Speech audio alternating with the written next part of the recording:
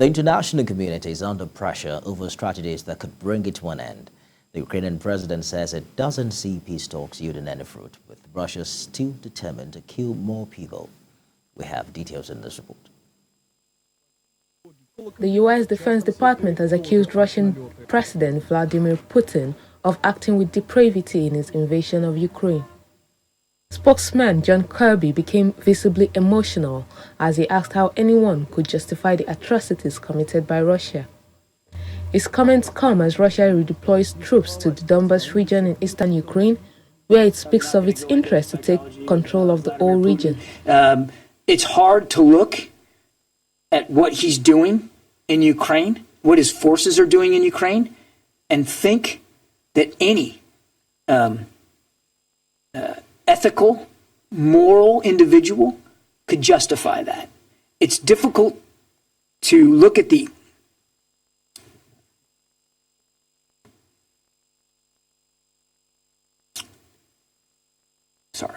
It's difficult to look at some of the images and imagine that any well-thinking,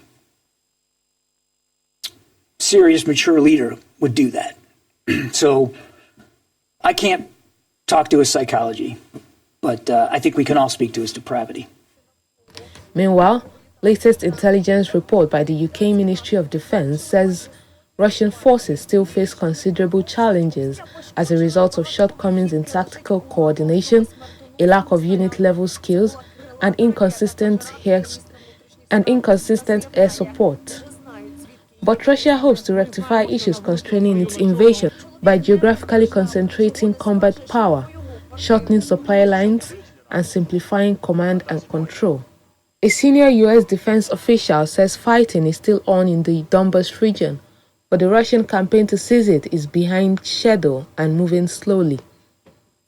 On his part, Ukraine's President Volodymyr Zelensky says the chances of peace talks ending are high because of what he calls, quote, Russia's playbook on murdering people. President Zelensky said on Friday he was still open to peace talks with President Putin. Ukraine has repeatedly accused Russia of deporting people against their will and using them as hostages. По-перше, Сполучені Штати Америки підготували новий пакет підтримки для України на 33 мільярди доларів.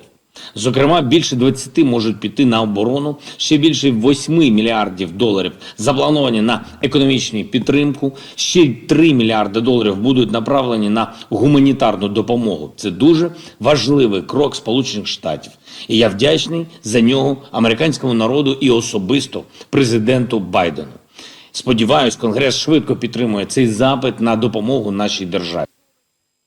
Ukraine's deputy prime minister also says Russia has attempted to exchange Ukrainian civilians for captured Russian soldiers in violation of the Geneva Convention.